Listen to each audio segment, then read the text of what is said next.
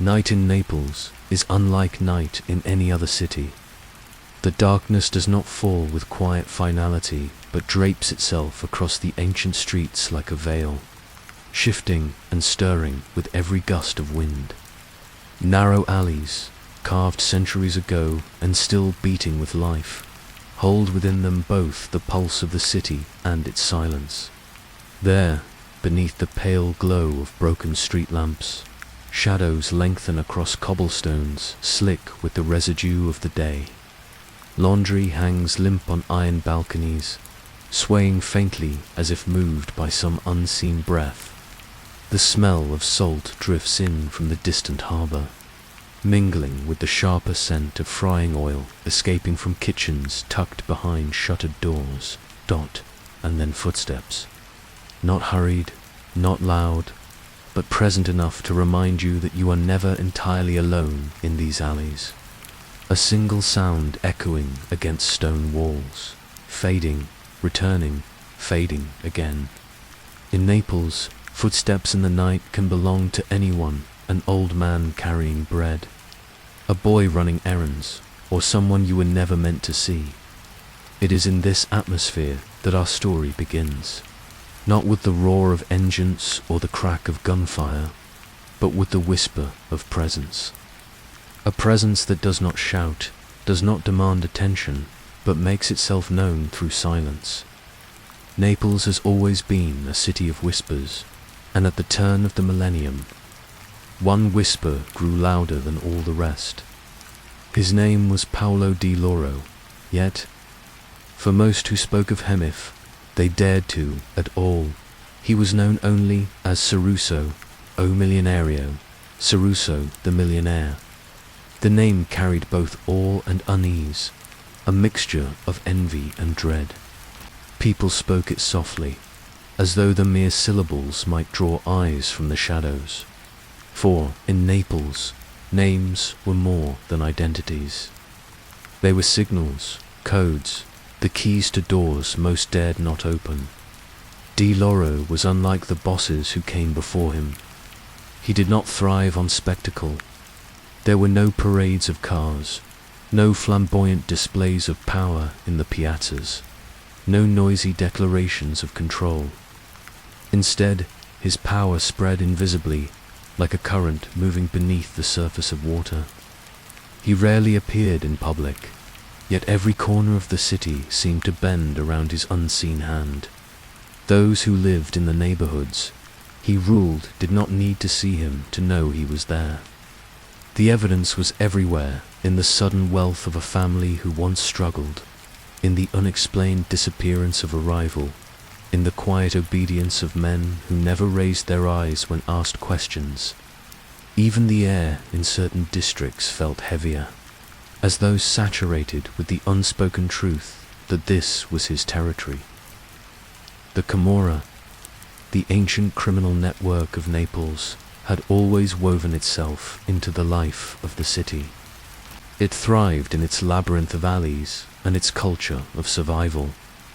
But Paolo Di Lauro transformed its presence into something quieter, more invisible, yet infinitely more suffocating. Where others sought glory in bloodshed, he sought permanence in silence. To walk through Naples during his reign was to feel his absence as presence. The closed shutters of a shop at midday were not simply signs of rest. They were coded signals. A glance exchanged at a street corner was not casual, but weighted with understanding. Even the local children, playing soccer in cramped courtyards, grew up knowing the invisible rules of a world governed by someone they would likely never see. Di Lauro's empire was built on shadows and cocaine routes, stretching from Spain to South America, on silent partnerships that blurred the line between legality and crime, on networks so intricate they resembled veins running through the city's heart. But none of this was visible to the passerby. What the average citizen encountered was only the whisper, a whisper that told them not to ask questions, a whisper that urged them to lower their eyes when certain cars passed, or to pause their conversations when certain names were mentioned. It is easy, in hindsight, to imagine power as something loud, something that must constantly assert itself to survive. Yet Di Lauro proved the opposite. His power lay in restraint, in remaining unseen. The fewer who saw his face, the greater his aura became. He cultivated invisibility not as weakness, but as armor. For what is more frightening, the enemy who stands in the square, shouting his name, or the one you know exists, but cannot see, cannot predict, cannot prepare for? And so, in the stillness of Naples nights, his figure lingered without ever appearing. Mothers walking home after dusk held their children a little closer, not out of fear of immediate violence, but out of respect for an atmosphere they could not name. Men played cards in smoky bars, lowering their voices when the conversation turned too close to certain subjects. Even priests, who had seen generations of crime in their parishes, spoke cautiously of the world that belonged to Paolo Di Lauro. The paradox at the heart of his story was already forming in these quiet moments. He was a man defined not by what he revealed, but by what he withheld. Power without spectacle, control without noise, authority without the need for recognition. To understand him, one must first understand Naples itself, a city that thrives in paradox, where beauty and decay live side by side, where sunlight glitters on domes while shadows creep in alleys, where joy erupts in song even as silence carries darker truths. Di Lauro was Naples distilled into a single figure, elusive, contradictory, always present in absence. The man who would come to embody the Camorra's transformation from a visible force of intimidation into an invisible empire of shadows. As the night deepens, one imagines him somewhere in the city, not on the streets, not in the piazzas, but behind shuttered windows, hidden in ordinary rooms. A man whose decisions ripple outward, shaping lives he never sees, commanding loyalty he never openly demands. A man who could vanish from sight and yet remain everywhere at once. This is where we begin, in silence, in the whisper of footsteps echoing in an alley. A story not about noise, but about absence, not about spectacle, but about shadows. And as we step deeper into this world, one truth must be remembered. Sometimes the most dangerous figures are not the loudest. Sometimes true power lies not in words spoken, but in words withheld. Sometimes the whisper in the alley is louder than any shout, and in Naples, during the reign of Paolo Di Lauro, that whisper became a storm. Naples, 1953, the year Paolo Di Lauro entered the world. The city was already restless, its narrow streets, heavy with the weight of history and the unspoken presence of powers that thrived in the shadows. Secondigliano, the quarter that became his cradle, was not a place of romance or grandeur. It was a district where cracked pavements traced lines like scars, where families pressed too tightly together inside worn-out apartments, and where the smell of frying oil, cheap wine, and cigarette smoke floated permanently in the air. Here, life was not measured in ambition, but in survival. Days blurred into one another with the rhythm of necessity, the clatter of mothers washing clothes by hand, the bark of merchants calling out the day's bargains, and the ever-present buzz of scooters rattling through labyrinthine alleys. For a child, this was the soundtrack of existence and inheritance that offered neither luxury nor choice. The poverty of Secondigliano was not silent. It shouted in leaking rooftops, in overcrowded stairwells, in the tense conversations held behind half-closed doors. Yet within that noise there lived another silence, one more powerful, one more enduring the silence of complicity, of knowing what should not be spoken. In Naples, and especially in its forgotten quarters, children learned this silence as early as speech. Words could betray. Silence could protect. For Paolo, this atmosphere was not extraordinary, it was the only reality he knew. The Camorra was not a story whispered from afar, not a myth half believed in the shadows. It was present at the bakery, at the marketplace, at the very corner where men lingered a little too long. Its presence was not theatrical. It was woven into the ordinary, stitched into the fabric of daily life so seamlessly that one could forget it was there, until the moment it pressed its weight upon you. Childhood, in such an environment, did not allow for innocence in the way one imagines it elsewhere. Paolo grew up watching men whose authority was never questioned, men who did not shout but whose words carried weight because everyone understood the unspoken consequences.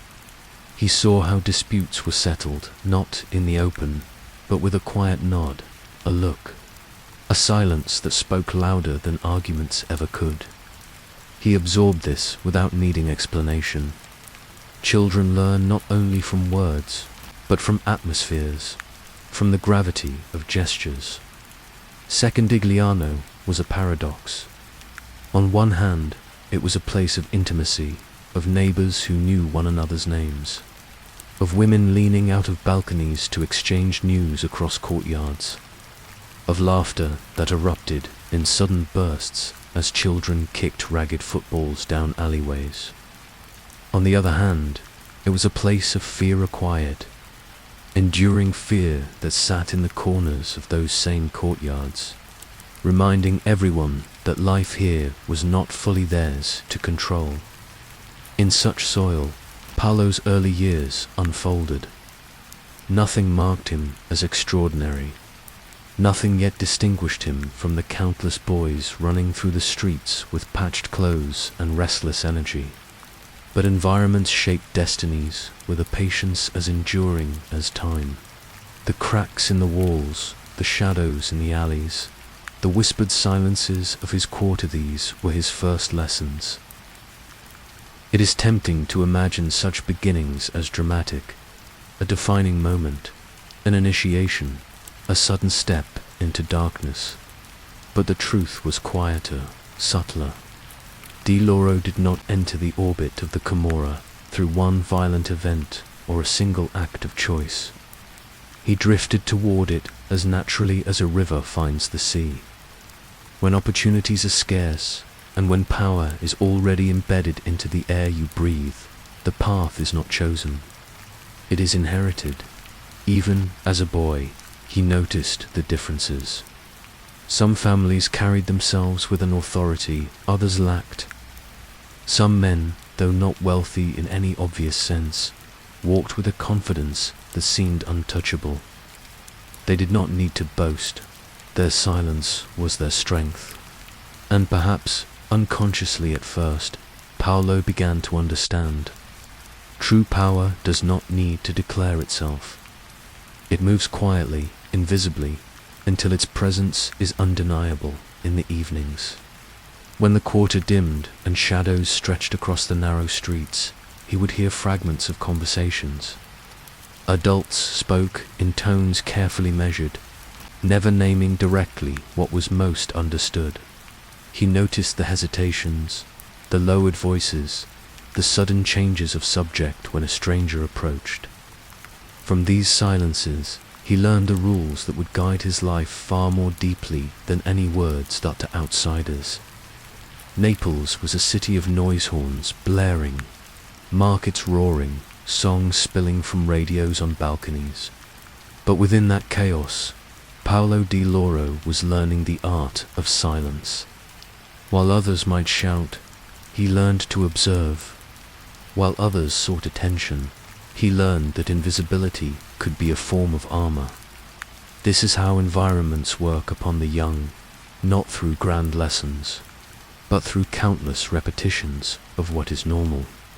And in Secondigliano, Normal meant living with two faces, the one you showed the world, and the one you hid in silence, years later, when his name would carry weight across Naples.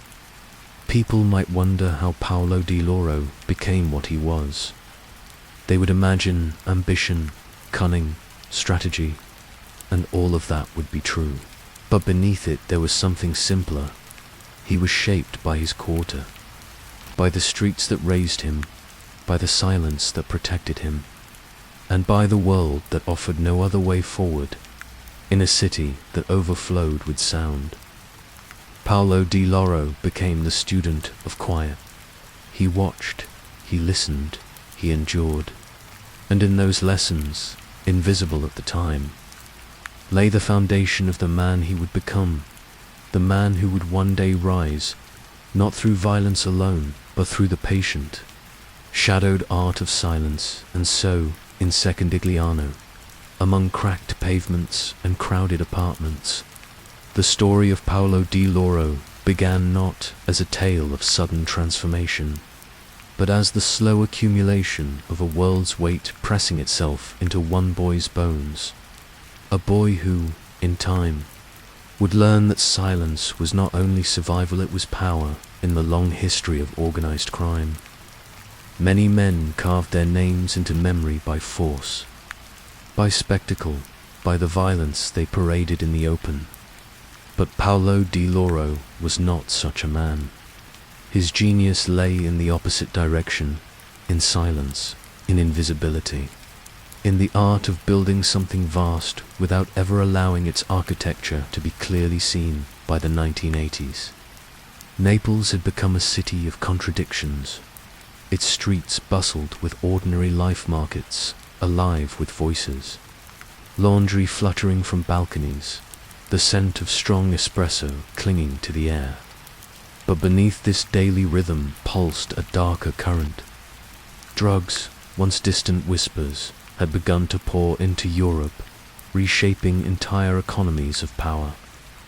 Cocaine, in particular, arrived like a storm-white powder carried across oceans, feeding both addiction and empire. Into this shifting landscape stepped Di Lauro, not with shouts, not with a flamboyant rise, but with patience.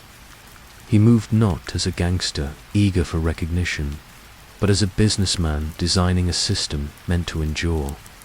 His empire was not a palace built on spectacle, but a labyrinth of safe houses, hidden channels, and silent agreements. He understood that survival depended not only on strength, but on discretion. The flamboyant leaders of Sicily often became martyrs to their own egos, their power flashing brightly before burning out under the gaze of the state. Di Lauro studied those mistakes. He chose a different path, to erase himself from view even as his influence expanded. Rarely photographed, seldom spoken of in public, he became a presence that was everywhere and nowhere at once. The logistics of his empire were intricate, yet elegant in their simplicity. Money moved quietly through channels disguised as businesses. Communications were coded, layered in secrecy. Safe houses dotted the city like unseen nodes in a network, places where deals could be made and goods exchanged without leaving a trace. Cocaine flowed from South America into Naples, funneled through carefully built relationships that stretched across continents. But what set Di Lauro apart was not only his reach, it was his method, his psychology. He approached the trade not as a reckless pursuit of wealth, but as an enterprise. He saw in it not only profit, but structure. In a city defined by chaos, he introduced order. While others wielded fear like a blade, he wielded invisibility like a shield. His power was not announced, it was felt. The atmosphere of Naples in those decades reflected this duality. On the surface, life carried on children chasing balls through narrow alleys, cafes filled with laughter, music spilling from radios. Yet behind the facades of apartment buildings, behind shuttered doors and dimly lit stairwells, the quiet machinery of Di Lauro's empire turned steadily, relentlessly. Every street corner, every whispered exchange in a crowded bar carried echoes of his control. People spoke of him rarely, but always with caution. He was not the man whose face adorned newspapers, not the man who commanded attention at public gatherings. Instead, he became a legend precisely because he was unseen. Naples' silent shadow, an architect whose fingerprints were everywhere, though no one could quite point to where. What made his empire enduring was not violence, though violence was never absent but discretion. He knew that the greatest power was exercised not in explosions or bloody warnings, but in consistency, in the ability to keep the machine running while the world looked elsewhere. In this way, Di Lauro was both ordinary and extraordinary. He lived quietly, avoided extravagance, and blended into the very quarter that had shaped him. To many, he was simply another man of Naples, indistinguishable in the crowd. But in the undercurrent of the city, his influence shaped destinies, determined fates, and controlled flows of money and drugs that touched thousands of lives. By the end of the 1990s, his reach was immense. Yet even then, his name carried more of a whisper than a roar. His genius was not in drawing attention, but in avoiding it.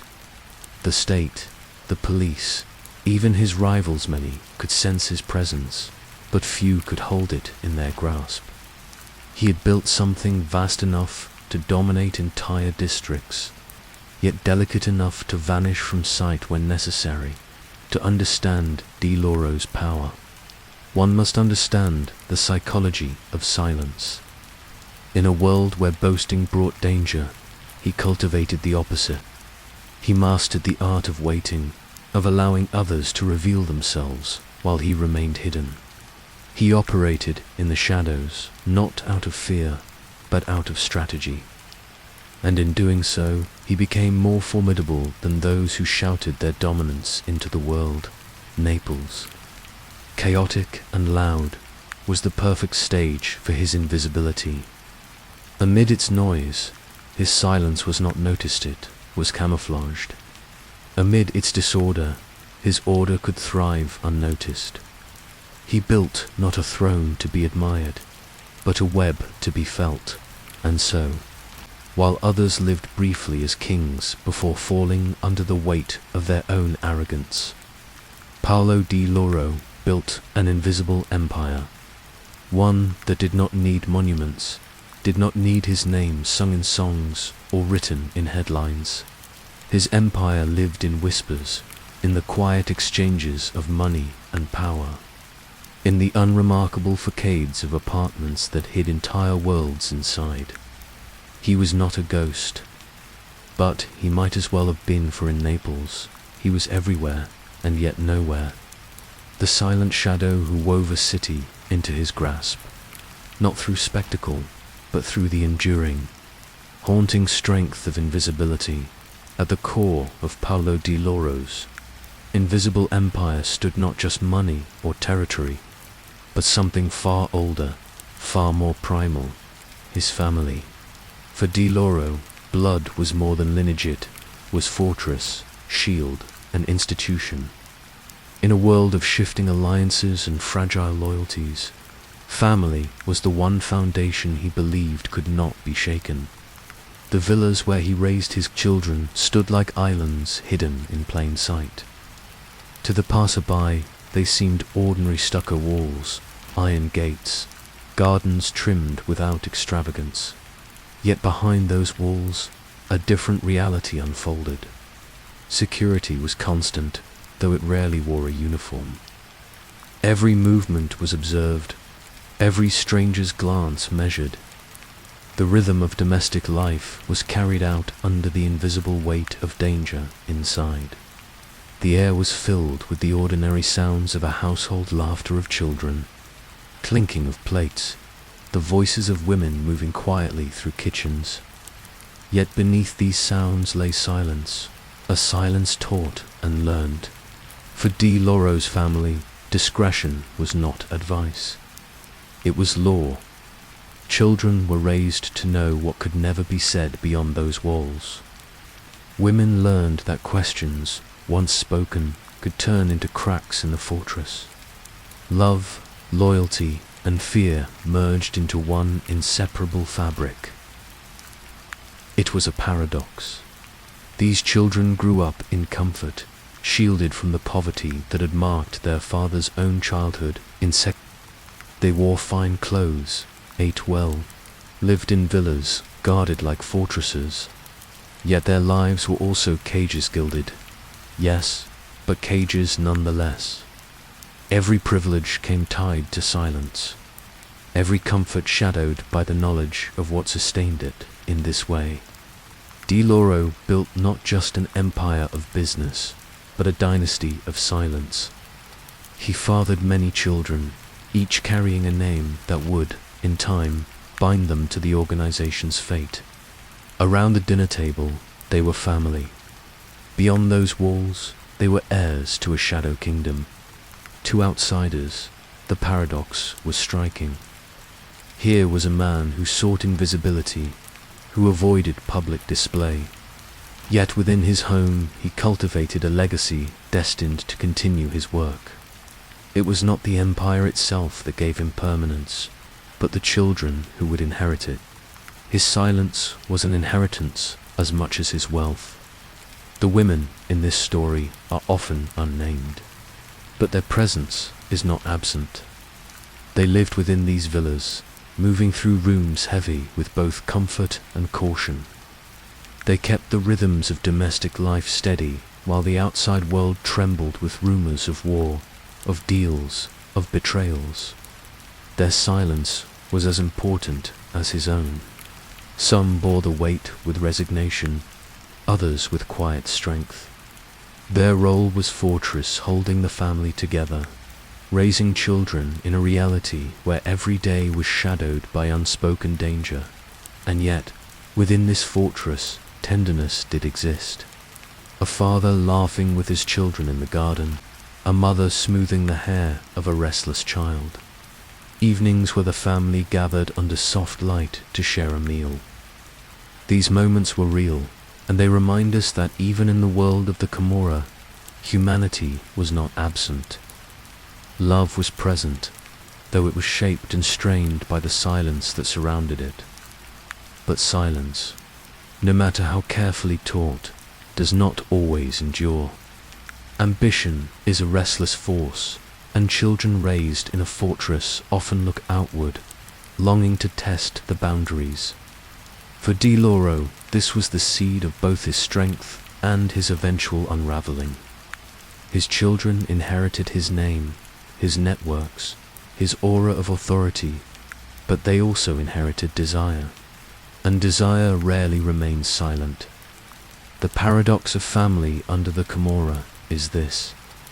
It gives strength, continuity, a dynasty, but it also multiplies risk. Each child is both an extension of the father's will and a potential fracture.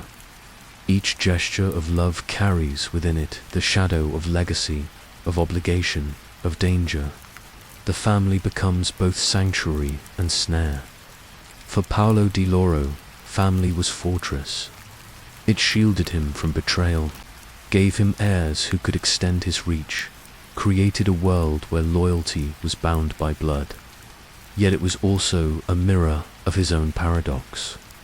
For just as silence had made him powerful, the voices of his children, once they grew, once they sought their own place in the empire, would begin to break that silence. And so, within the guarded walls of his villas, the seeds of the future were quietly planted. Children who played in gardens, watched by unseen eyes. Young men who learned that power was inherited, but also had to be claimed. Daughters who lived between protection and constraint, bound by rules of discretion. A dynasty was forming, even as cracks waited patiently beneath its surface. In the end, the fortress of family was both Di Lauro's greatest strength and his most dangerous weakness. For, in giving his children everything, shelter, wealth, inheritance, he gave them also the ambition that could one day unravel the silence he had so carefully maintained by the 1990s. Paolo Di Lauro had risen from the narrow alleys of Secondigliano to command one of the most powerful drug networks in Europe. Yet, unlike the bosses whose names had filled headlines and fueled legends, Di Lauro lived as though he were no one at all. He owned wealth that could have bought palaces, cars, jewels, but he chose the opposite. No bright red Ferraris paraded through his streets, no gold chains glittered around his neck. His power was never advertised. It was simply understood. In Naples, where spectacle often signaled authority, Di Lauro inverted the rule. He dressed modestly, spoke quietly, and appeared rarely. His strength lay not in being seen, but in being felt. The absence of display became its own presence. He was the whisper no one could trace, the shadow at the edge of vision that shaped the room. Without entering it, the districts of Secondigliano and Scampia became his realm. To the outside eye, they were neighborhoods alive, with ordinary rhythms, shops opening in the morning, markets filled with voices, children chasing footballs across cracked concrete courtyards. But beneath the surface of daily life ran a current of silent order. Shops paid their dues as naturally as they paid for water or electricity. Addicts filled the streets, their presence a constant reminder of the empire's lifeblood. And though the man who ruled it all was rarely glimpsed, his authority was unquestioned.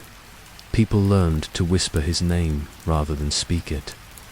Paolo Di Lauro, Caruso O'Milli. To say it aloud felt dangerous, as though summoning a presence too near.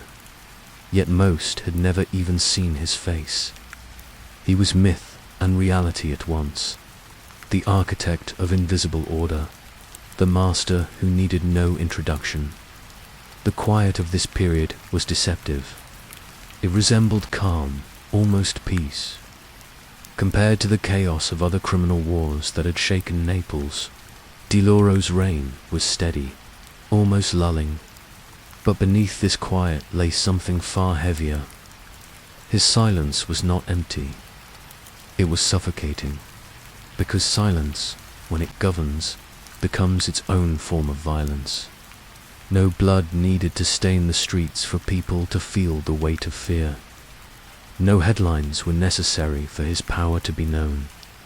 Every unspoken word, every withheld glance, every door closed a moment too quickly became a signal of his control. People shaped their lives around what could not be said. The city functioned under this invisible governance. Residents lived their days as though a law existed beyond the law, one that was never written but always obeyed. In markets, disputes settled themselves before voices could rise to high. In the cafes, conversations trailed off when unfamiliar ears drew close. Everyone knew who was in charge, and everyone also knew that he was never present. His absence was his presence. His silence was his command. It is here that his genius becomes visible. While other bosses marked their rule with spectacle, blood, violence, headlines, Di Lauro carved his empire in whispers. His network stretched far beyond Naples, across seas to South America, across borders into the veins of Europe. Cocaine flowed through hidden channels like an underground river, invisible yet unstoppable. And yet, through it all, his name remained a shadow. This was the paradox of his empire. Immense visibility in effect, yet near invisibility in form. The addicts were everywhere, the money undeniable, the streets visibly transformed. And yet the man behind it all remained untouchable, almost spectral. He had made silence not just a tactic, but a way of ruling. The chapter of his reign in the 1990s feels steady, controlled, almost serene when set against the chaos that would follow. The city breathed under his order. For those within his reach, life held a strange balance. Danger existed. Yes, but it was contained, predictable, shaped by rules that rarely shifted. And so, people adapted. Fear became routine. Silence became habit. But silence, however steady, carries with it a hidden weight. It can conceal fractures even as it maintains control. Beneath the quiet ambitions were already stirring. Children within his fortress were growing into men. Allies, loyal for now, harbored desires of their own. The empire appeared unshakable, yet within its stillness, tiny cracks began to form too small to be seen, but destined to widen. For now, though the empire stood at its peak, Naples was his, though his face was absent from the stage. His control was not shouted, not displayed, not dramatized. It was whispered, accepted, lived.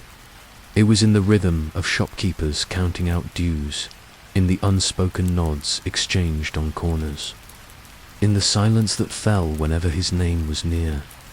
The years of quiet control were years of illusion, a city at peace, an empire at its strongest, and a silence that seemed eternal. But as history often shows, silence can be both shield and mask. Behind it, pressure builds.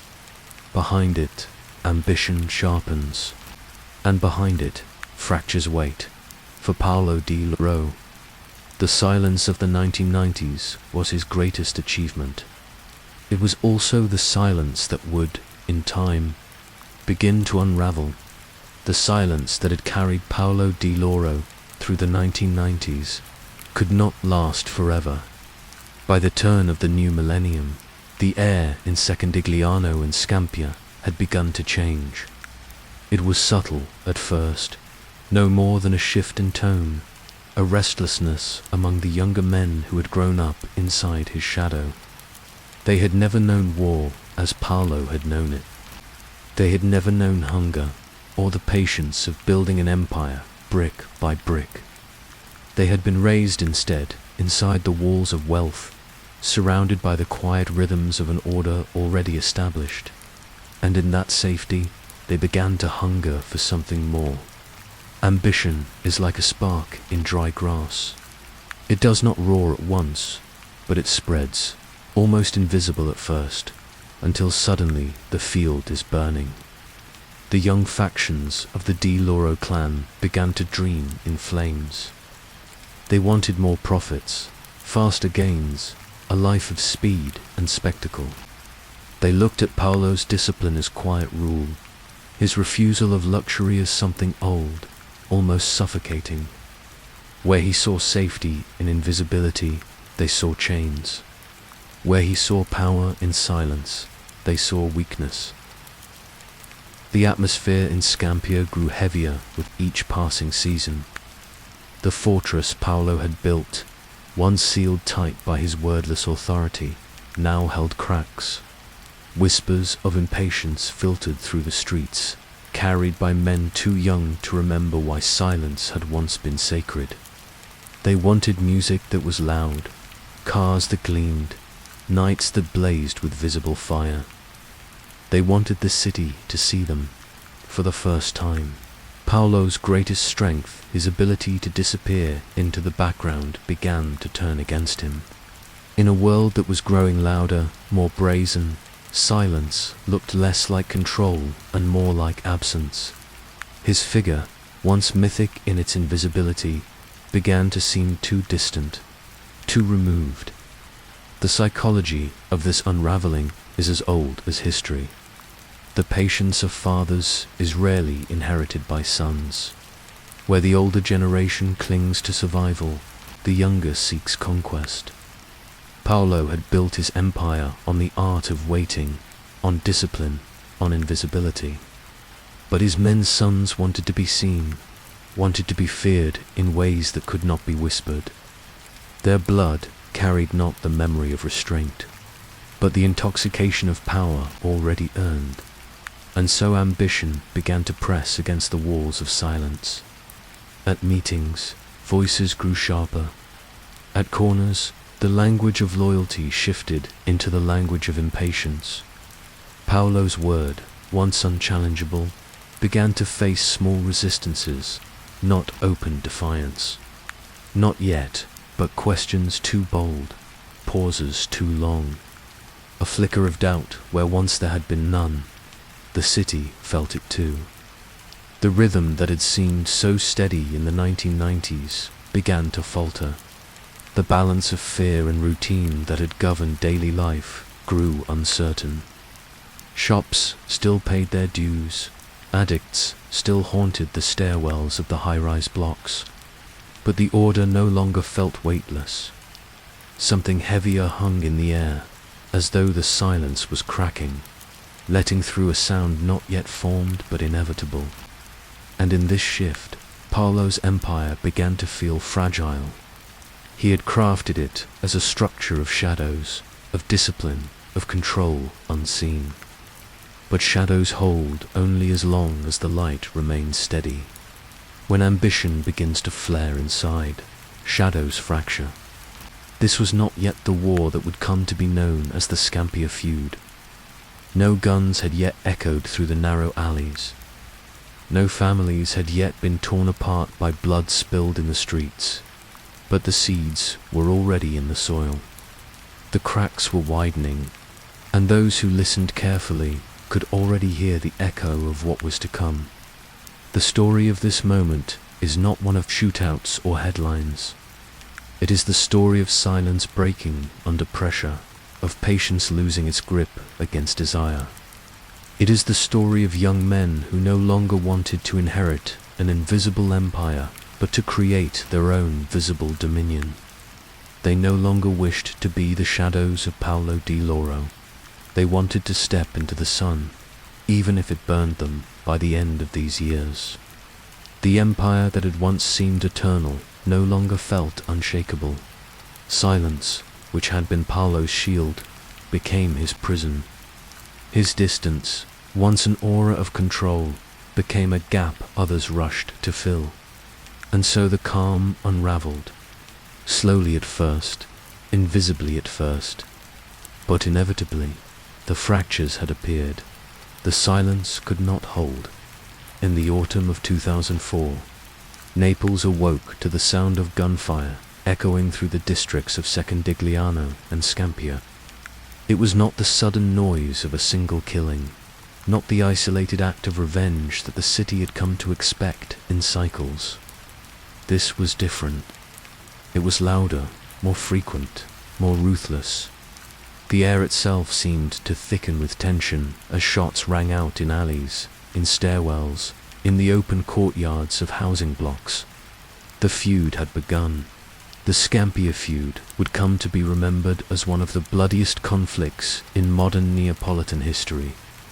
Dozens of men would be gunned down in the space of months. Families would mourn in silence. Streets would empty at night, as if the city itself recoiled from its own violence. Yet behind every body that fell, the cause was brutally simple. Profit, territory, control of the drug markets that stretched from the crumbling apartment towers to the edges of Europe. What makes this war haunting is not only its brutality, but its absence of purpose beyond money. There was no ideology, no code of honor, no higher principle at stake. It was not the kind of war that could be dressed in myths or romantic lies. It was an eruption of greed, the sound of silence breaking in the loudest, most violent way imaginable. Ordinary people felt it in their bones. Mothers pulled their children inside at the first echo of footsteps on the stairs. Shopkeepers locked their doors early, their eyes darting to every stranger who passed. The vast housing projects of Scampia concrete towers that had once been alive with chatter, laughter, music grew eerily quiet. Life carried on, but it carried on under the weight of fear. The city seemed to hold its breath between bursts of gunfire. The war did not unfold like the battles of cinema. There were no drawn-out standoffs, no grand gestures of power. Violence here was sudden, precise, and merciless. A car stopped at a traffic light, and the passenger window lowered. A man walked out of his doorway and never reached the corner. The killings were quick, but the silences that followed were endless. Entire neighborhoods sat in that silence, waiting for the next echo dot at the heart of it all. Paolo Di Lauro remained a ghost. He did not walk the streets where the bodies fell.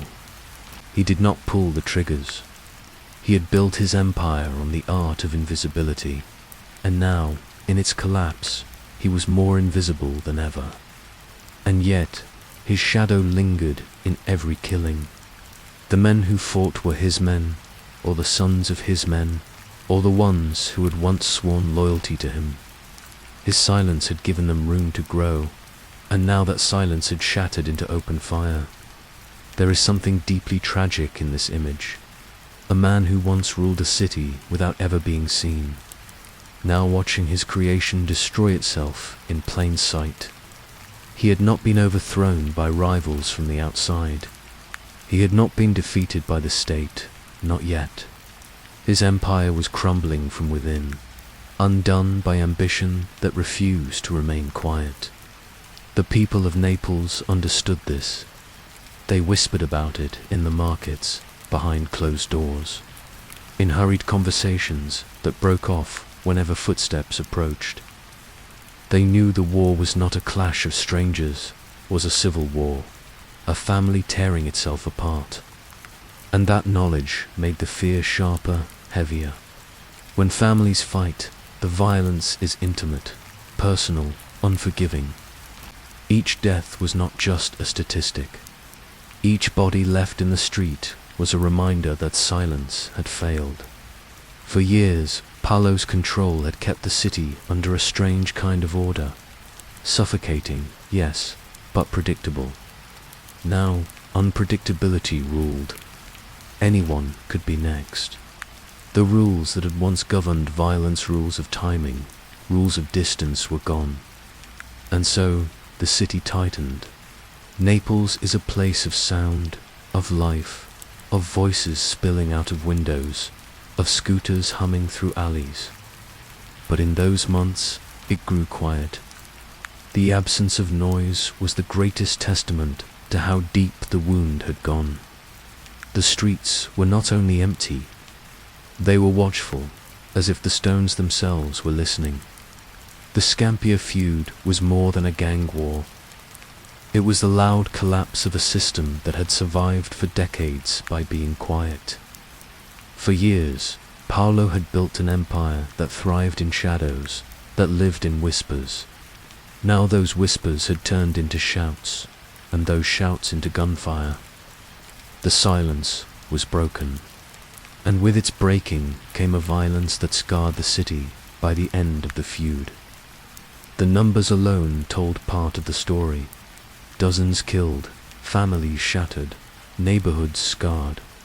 But numbers could never capture the atmosphere of those months, the weight of fear, the emptiness of streets, the suddenness with which life could end. It was not just a war between men.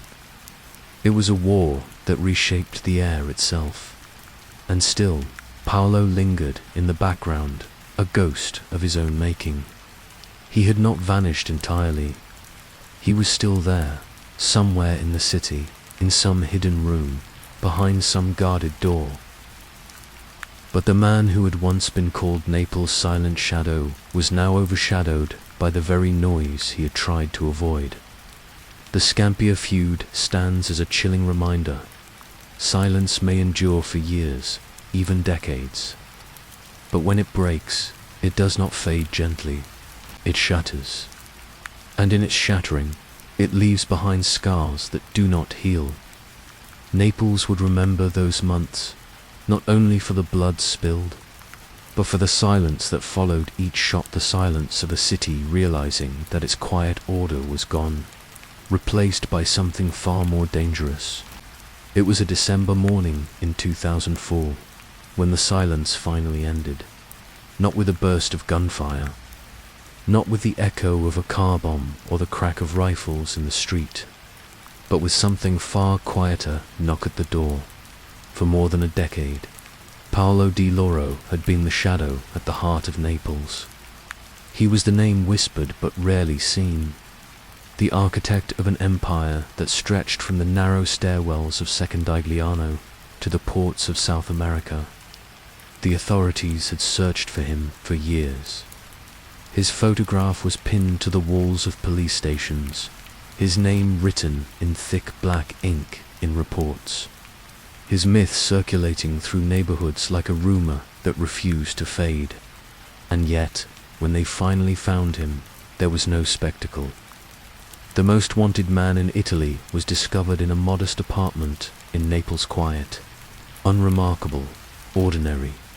The building itself looked like any other, its facade chipped and tired, its windows veiled by curtains that did not reveal the lives inside. Behind one of those curtains, Paolo lived in the simplest way. No armed guards, no luxury cars, no flashing signs of wealth. Just stillness, the company of silence, and the weight of years. The irony was striking. Here was a man who had controlled millions, who had ordered cities to bend under his unseen authority, found living like any retiree in hiding, reduced to the plain walls of an apartment. He had been called the silent shadow of Naples, and in the end, his capture was as quiet as his life had been. When the police entered, there was no resistance, no exchange of bullets, no desperate attempt at escape. Paolo did not leap from windows or barricade himself behind furniture. He simply allowed himself to be taken. His arrest was not an explosion, it was an exhale, the sound of a long chase reaching its inevitable conclusion. To the officers, it must have felt surreal. They were not seizing a flamboyant tyrant wrapped in silk, but an old man with tired eyes, sitting in a room that bore no trace of the empire he had built. A man who, for decades, had lived at the center of wealth and fear, reduced now to the ordinariness of a worn apartment chair. The news spread quickly. For the people of Naples, it was almost anticlimactic. The silence had been so long, the myth so large, that the reality seemed strangely small. No cinematic ending, no dramatic last stand. Just Paolo led down a narrow stairwell, handcuffed, surrounded by men in uniform. And yet, the capture carried a different weight. It was not the triumph of good over evil, not the clean severing of a wound. It was more complicated than that. His arrest marked a shift, not an end, because the Camorra, unlike its leaders, was not confined to a single man. It was not Paolo alone. It was the network, the families, the markets that continued to turn even as he was taken away. His silence had been captured, but the echoes remained. This is the paradox of such moments. The man goes, but the structure lives on. Di Lauro's fall did not unravel the Camorra. If anything, it fractured it further, splintering his empire into factions, leaving space for younger, hungrier men to seize control. The feud that had bloodied Scampia was not healed by his arrest. It was, in some ways, worsened by it. With the silent architect removed, the city grew noisier, more chaotic, as others fought for the spaces he left behind. Still, his capture had symbolism. For years, Paolo had evaded the state. He had turned invisibility into an art, using silence as both shield and weapon. And yet, in the end, even silence could not protect him from time. He was older now, slower, his face etched with the years of carrying an empire in shadows. Perhaps he knew the chase could not last forever. Perhaps there was a part of him that had long accepted that this would be his ending, not on the streets, not in battle, but quietly, in the hands of men who had hunted him for decades. The image remains powerful. Paolo Di Lauro, walking down the staircase of his hideout, flanked by police officers, his head slightly bowed. Not broken, not defiant, simply still, his silence intact to the very end. In that image lies the essence of his story. A man who never shouted, never sought the limelight, who built one of Europe's most powerful criminal networks without ever stepping into its glare. His empire was vast, but his capture was almost invisible, as if the shadows had closed back around him. And so Naples looked on. Some saw justice, others saw inevitability, but most understood the deeper truth, that while Paolo was gone, the silence he had embodied would linger, reshaped, inherited, carried forward by others who had learnt from his example. The city did not erupt in celebration. There were no fireworks, no cheering crowds. Naples, like Paolo himself, responded with quiet. A chapter had closed, but the book remained open. The Camorra still breathed. The silence, fractured though it was, endured as he was led away. Paolo appeared less like a captured king, and more like a man returning to the shadows from which he had come. An old man, weary-eyed, stepping into the machinery of justice, not shouting, not resisting, silent, as always. That was his final act. A life built in whispers, ending in the quietest of arrests. No spectacle, no drama, just silence, intact, to the very end. Prison has its own silence. It is not the same silence Paolo Di Lauro once commanded in Naples, the silence of fear, of whispered names, of streets emptied at the sound of footsteps. No, the silence of prison is heavier, more sterile, echoing off cold corridors and barred doors. It is a silence that does not obey a man's will, but instead presses down upon him, reminding him each day that the world outside has moved on. When Paolo was led through those gates, he entered a place where shadows could no longer protect him. The empire he had built lay fractured behind him. His children, those heirs of silence, began to take their places, some with ambition, some with hesitation, and some destined to stumble. For Paolo, the days became measured not by whispered deals in hidden apartments, but by the rhythm of locked doors, the clang of keys, and the footsteps of guards echoing down long, colorless corridors dot in those walls. Time does not flow as it does outside. It erodes. Days blur into one another, indistinguishable, stripped of the texture that once made life vivid.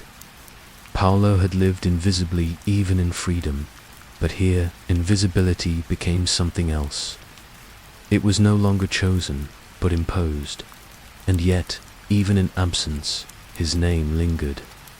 In Naples, people still spoke of him, though more faintly now, as though recalling a ghost. His empire had become contested ground, his sons and associates taking up fragments of the structure he once held together. Some rose quickly, burning with the kind of ambition Paolo had always kept chained. Others fell, undone by the same noise he had avoided his entire life. The Camorra continued, shifting its form as it always had, but in its undercurrents his shadow remained. There is a certain paradox in this. For decades, Paolo Di Lauro was defined by silence. It was his weapon, his shield, his way of enduring in a city of noise. And yet, in prison, silence turned on him. No longer the silence of command, but the silence of erasure, the silence of years passing without witness. One wonders what he thought.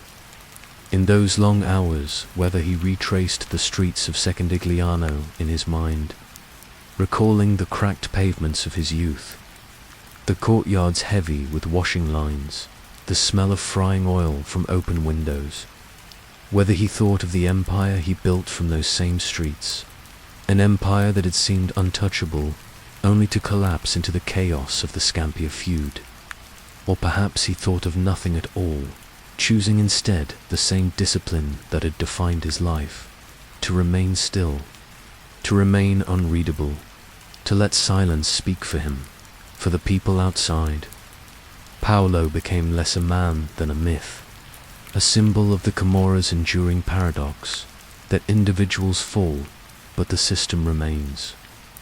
That the silence he embodied was larger than himself, woven into the streets and stairwells of Naples, passed down like inheritance.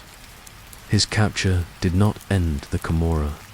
It simply reminded the city that shadows have many heirs. In prison, Paolo faded. The newspapers turned their attention elsewhere. Other names filled the headlines, younger men, noisier men. And yet, in Naples, the whisper of his presence persisted. He became a kind of ghost, not visible, not active, but lingering in the imagination of a city that had lived too long under his quiet rule to forget him entirely. Perhaps that is the ultimate legacy of men like him, not the wealth, not the fleeting empires, but the way their absence continues to shape the air long after they are gone, the way silence itself becomes their monument. Inside those walls, Paolo aged. The man who once commanded one of Europe's largest drug empires now passed his days beneath fluorescent lights, his world reduced to concrete and bars. There was no stage here, no myth, no empire to shield him. Only time, pressing down, relentless. And yet, even stripped of everything, his silence endured. He did not betray. He did not explain. He did not step into the light with words. That refusal was his last form of power, the final weapon left to him. Because as long as he remained silent, the full truth of his empire remained buried, inaccessible, still alive in rumor rather than record. Outside, Naples carried on. The alleys still whispered, the markets still shifted, the young still looked for ways to rise. The Camorra adapted, as it always had, its branches growing in new directions. Paolo, meanwhile, remained behind the walls, his body confined, but his myth wandering free, and so the story turned from man to memory. Paolo Di Lauro, the invisible architect, became less a figure of flesh and more a figure of imagination.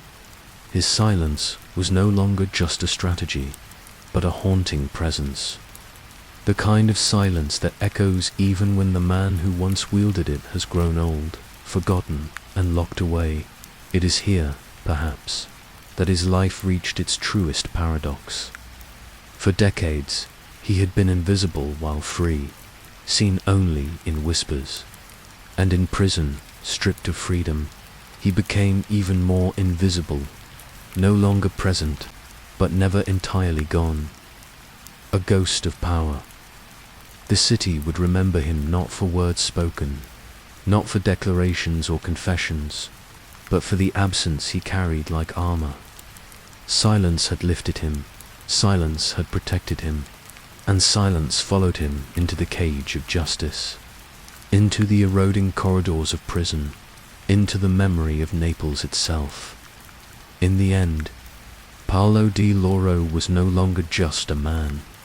He was a ghost inhabiting two worlds, the world of concrete walls where he lived his final years, and the world of Naples' imagination where silence itself still carried his name.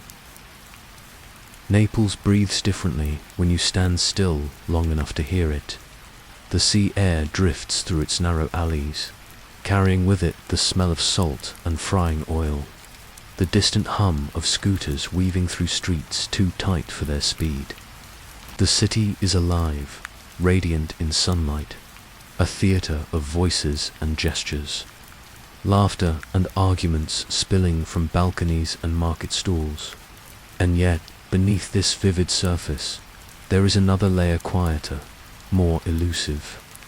It is the sound of silence, the kind that doesn't mean peace, but rather the echo of things unsaid, the weight of rules that are invisible, unspoken, but always obeyed.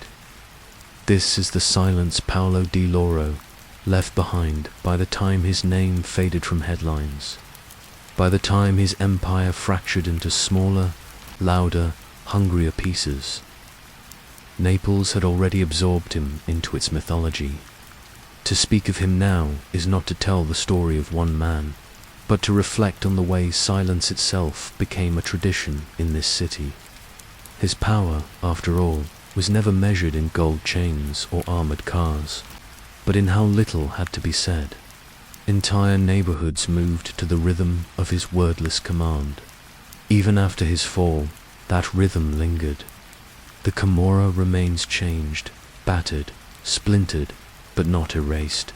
Markets shift, leaders come and go, arrests make headlines only to be replaced by new names. But the structure beneath, the one built on silence, endures. In Naples, people still lower their voices when speaking of certain things. They still sense the invisible lines they cannot cross.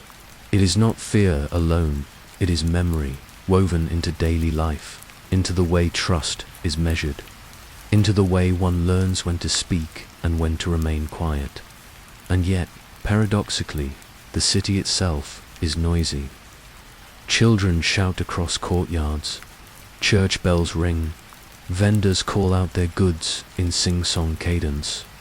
Scooters roar past with reckless bravado. The silence lives not in the absence of sound, but in what the sound conceals. Life continues at full volume, but within it, there are pauses, hesitations, glances exchanged that reveal an older truth. Silence has not left. It is in the cautious eyes of shopkeepers who remember paying dues, who remember the men who came not with threats, but with the certainty of inevitability.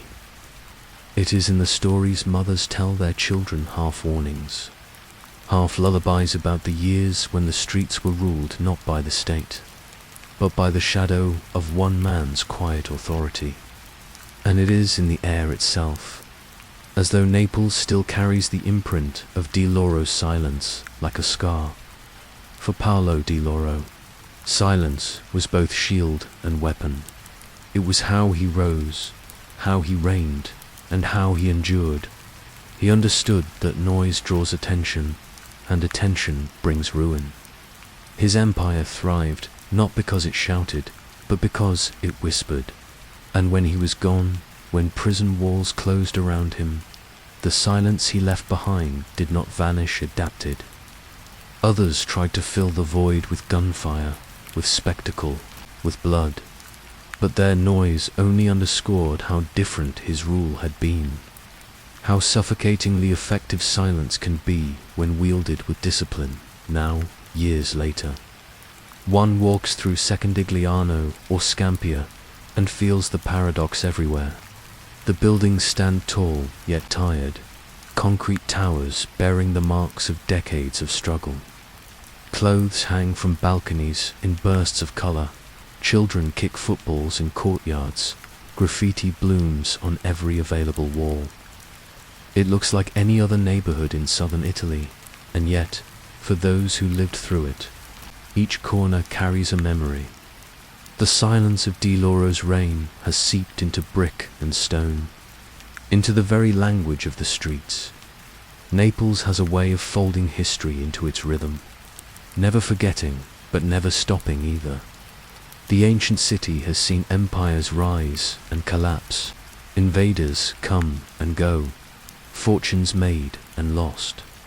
Each left its trace: Spanish balconies, Greek ruins, Bourbon palaces. Di Lauro too left his trace, not in marble or monuments, but in the intangible architecture of silence. His name may not be carved in stone, but it lingers in whispers, in pauses, in the knowledge that power can sometimes be most terrifying when it is least visible. And so we return to the paradox. Power fades. Men age, are captured, are forgotten by newspapers and by courts. Their children rise and stumble. Their empires crack and scatter. But silence endures. It is less fragile than gunfire, less fleeting than headlines. It lives in memory, in fear, in caution passed down like folklore. Naples, a city of music and noise, remains haunted by it. There is no neat conclusion here. No story of justice perfectly served. No clean resolution where light triumphs over shadow. Naples resists such simplicity. It exists in layers, contradictions stacked upon contradictions. The sun sets over the bay with breathtaking beauty, even as alleys darken with histories no one dares to speak aloud. Families gather for meals, laughter fills kitchens, while elsewhere debts are collected in silence. The city is alive, endlessly alive, and yet it carries its ghosts. Paolo Di Lauro is one of those ghosts. Not in the way of spectres that wander in the dark, but as a presence embedded in the fabric of a city's silence. He no longer walks these streets, but his absence is its own kind of presence. His reign is over, yet the echo of his method remains. And so, as we close this story, we return to the heart of it, not the man himself, not the empire he built, but the enduring silence he embodied. Naples, radiant and restless, carries on. The voices of its people rise into the night air, but beneath them lies that familiar hush, that unseen hand shaping what is said and what is left unspoken. Power may change its face. Leaders rise and fall. Empires fracture, but silence endures.